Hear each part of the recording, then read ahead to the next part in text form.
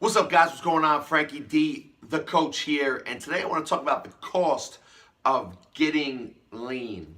Because let's just be honest, if you're going to be super lean and in super great shape, you're going to be sacrificing some stuff that people who maybe aren't that might be able to experience in terms of their life and their lifestyle, and that may influence if you even want to do that in the first place. So this is not a video to tell you yes or no on anything you might want, but just to explain to you that there definitely is a trade-off on both sides. Either being super fit and super lean, you're going to sacrifice some stuff, and then kind of not being super fit and super lean, right? You're going to sacrifice not having that. So there's a trade-off to that. And I'm going to use this infographic right here. I'm just going to read some of this to you. This is Precision Nutrition created this, the cost of getting lean, right?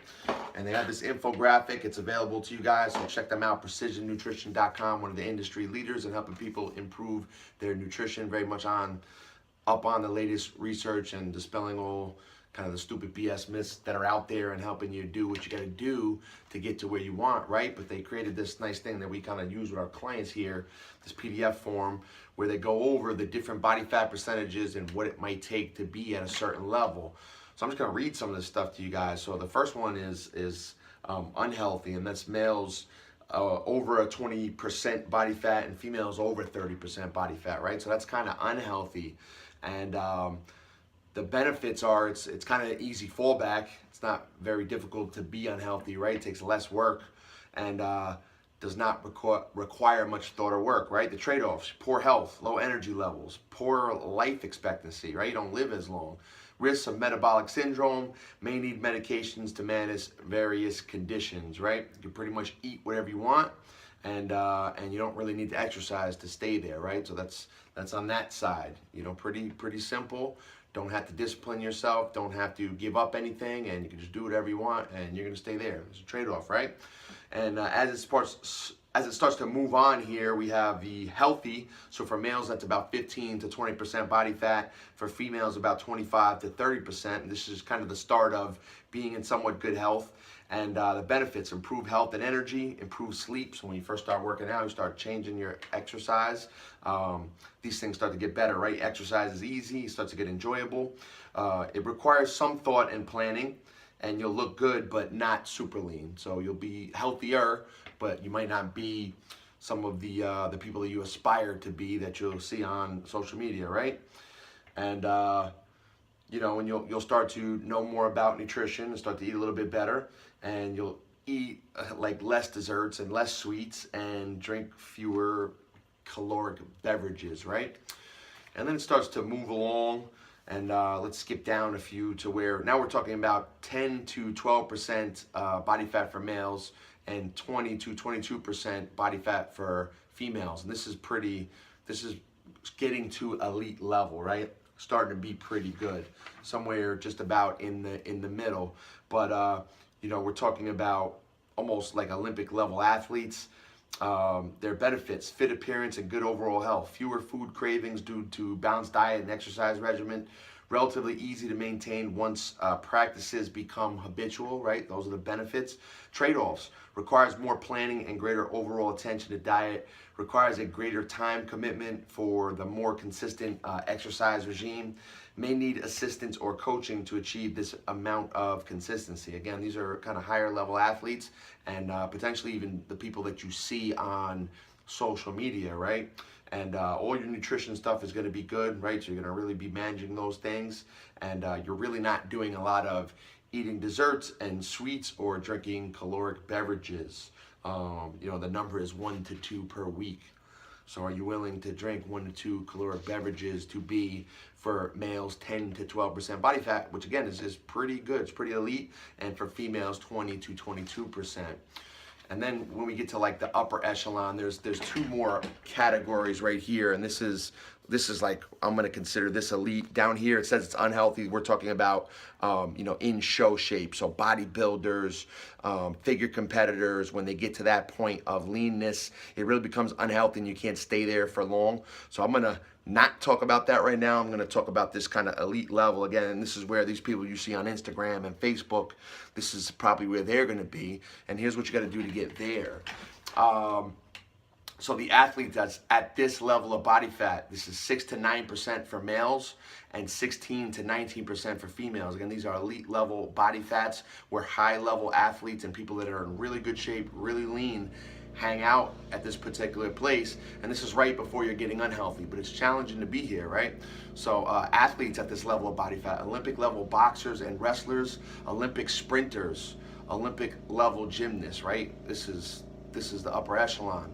The benefits, you'll probably look extremely lean, will have that six-pack, right? Overall health will probably be good due to carefully balanced and minimally processed diet. Will likely have high work capacity and good stamina. The trade-offs, may struggle in social situations, especially those involving food, may not have time for social opportunities outside of exercise and diet, right? May have to give up other hobbies and interests outside fitness. So these people are very focused on what they're doing. And there's a lot of good, a lot of stuff that you have to do with your nutrition to be able to make that happen. And you're going to do a lot less of this. You're limiting carbs to post-workout or designated higher carb days, right? So you're really kind of managing your carb intake. You're eating desserts, processed foods once every 1 to 2 weeks to be able to be at this level of body fat. And you're drinking caloric beverages and alcohol once every 1 to 2 weeks. Again, so you're not doing that a lot. So I'm going to stop right there in terms of like the transition. It's from unhealthy, very high body fat levels to now to like an elite body fat level, again, where you're going to see most of the people that you're checking out on social media. So if I was going to gauge myself, I'm probably more in the the 12 to 15% body fat right now. And if I'm really, really good, I can get somewhere around that 10, maybe a little bit under, to kind of where I just talked about.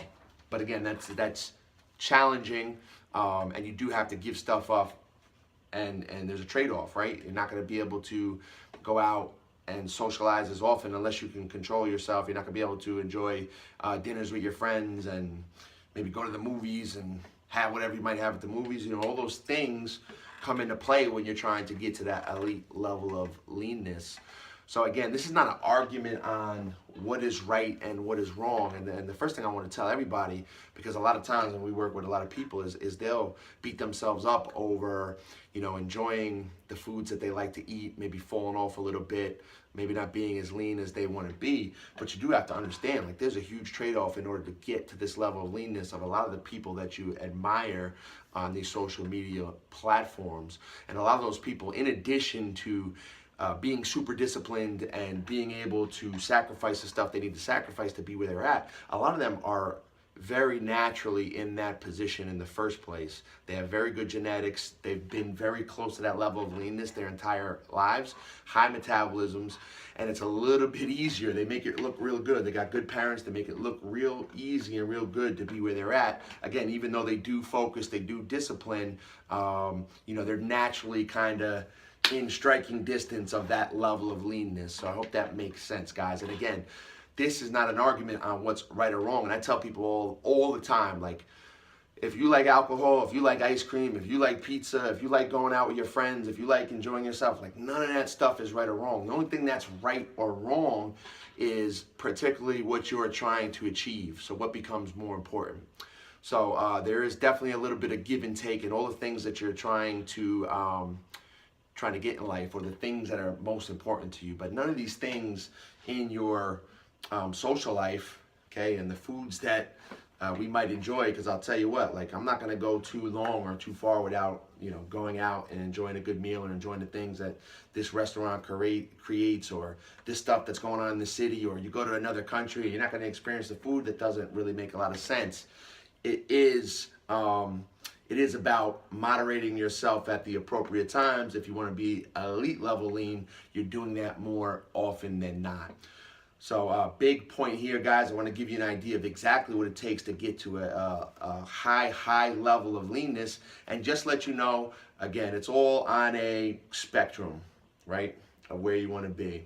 So if you want to be on this side of the spectrum over here with the elite level guys, you're going to do less of the things that are going to put you on the opposite side.